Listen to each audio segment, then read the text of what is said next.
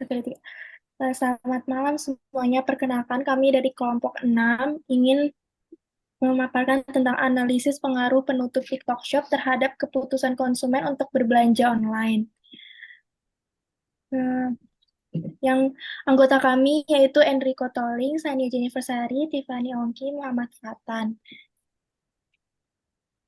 TikTok, TikTok merupakan media sosial yang populer di seluruh dunia, menyediakan fitur bernama TikTok Shop di mana para konsumen dapat berbelanja dan melihat konten dengan hanya menggunakan satu aplikasi. Namun baru-baru ini pemerintah Indonesia mengeluarkan peraturan baru untuk memisahkan sosial commerce dengan sosial media. Salah satu e-commerce yang terdampak yaitu TikTok. Dengan penutupan TikTok Shop, hal tersebut berdampak besar bagi pedagang-pedagang di Indonesia. Ada yang merasa dirugikan akibat kebijakan pemerintah ini. Kebijakan ini juga dibuat guna memperbaiki pasar UMKM Indonesia.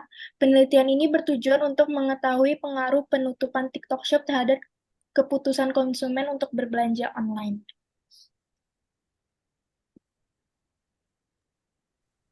Selanjutnya adalah metode penelitian yang mana pada kelompok eh, kami menggunakan metode penelitian kualitatif dengan pendekatan deskriptif, yang mana bertujuan untuk menjelaskan kondisi atau situasi di masyarakat yang menjadi objek penelitian. Teknik pengumpulan data yang digunakan adalah penyebaran kuesioner, yang mana ini dilakukan secara online dengan menggunakan Google Form. Analisis data yang digunakan dalam penelitian ini adalah menggunakan skala dan bertujuan untuk mengetahui apakah terdapat pengaruh dari penutupan TikTok Shop terhadap keputusan konsumen untuk berbelanja online. Lalu lanjut ke karakteristik responden.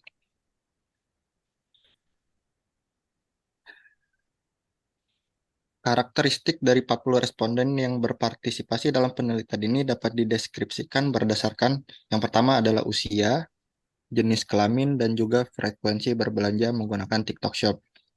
Yang mana pada tabel di layar, yang pertama adalah usia. Kami bedakan menjadi 3 kategori, yaitu di bawah 17 tahun mendapatkan jumlah responden 2, 17 sampai 30 tahun mendapatkan responden 36, dan juga lebih dari 30 tahun mendapatkan responden 2. Lalu yang kedua adalah jenis kelamin, yang mana wanita memiliki responden sebanyak 32 dan juga pria sebanyak 8 orang. Untuk frekuensi berbelanja di TikTok Shop, kami mengkategorikannya menjadi 3. Yang pertama adalah jarang, dengan deskripsi kurang dari 2 kali belanja dalam 1 bulan, yaitu berjumlah 23 orang. Lalu sering, yaitu 2-5 per bulan, sebanyak 14 orang, dan juga sangat sering, yaitu lebih dari 5 kali per bulan, sebanyak 3 orang. Lanjut. Berlanjut ke hasil penelitian. Hasil pertama, apakah Anda menggunakan e-commerce lain untuk berbelanja selain TikTok Shop? Dari 40 responden, 100% menjawab menggunakan e-commerce lain untuk berbelanja selain TikTok Shop. Lalu hasil kedua, apakah Anda setuju dengan kebijakan pemerintah yang menutup TikTok Shop di Indonesia? Sebanyak 82,5% responden tidak setuju dan 17,5% setuju. Lalu untuk hasil ketiga, apakah dengan penutupan TikTok Shop Anda menjadi malas berbelanja online? Sebanyak 75% mengatakan tidak dan 25% responden mengatakan iya. Lalu hasil keempat, apakah dengan penutupan TikTok Shop Anda akan beralih untuk berbelanja secara langsung? Hasilnya adalah 87,5% responden mengatakan tidak dan 12,5% responden mengatakan iya. Dan hasil yang terakhir, mengapa Anda menggunakan TikTok Shop untuk berbelanja? Kelebihan apa yang ditawarkan oleh TikTok Shop? Ternyata banyak kelebihan yang ditawarkan oleh TikTok Shop dibandingkan dengan e-commerce lain. Seperti, 1, terdapat banyak promo atau diskon. Kedua, mudah untuk digunakan. Ketiga, lebih banyak pilihan produk. Keempat, tampilan yang lebih menarik. Kelima, ada seller yang merestock barang khusus untuk TikTok Shop. Lalu keenam, tergiur karena lewat ketika sedang scroll TikTok. Selanjutnya, kesimpulannya, pertama, TikTok menawarkan beberapa kelebihan dibandingkan e-commerce lainnya, sehingga banyak yang lebih menggunakan TikTok Shop dibandingkan e-commerce lain.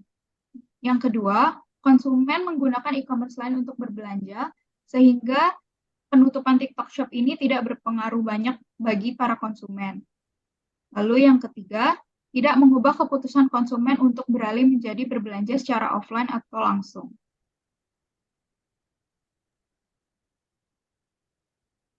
Kemudian kita masuk ke saran kami yang pertama, pedagang harus terbuka dengan kemajuan teknologi sehingga tidak mengasingkan diri dari kemajuan teknologi yang ada, seperti membuat akun e-commerce. Tidak dipungkiri bahwa di tahun 2023 ini terjadi banyak sekali perubahan zaman di mana kita harus lebih untuk beradaptasi dan tidak untuk melulu melakukan strategi yang konvensional yang bisa dibilang hanya menunggu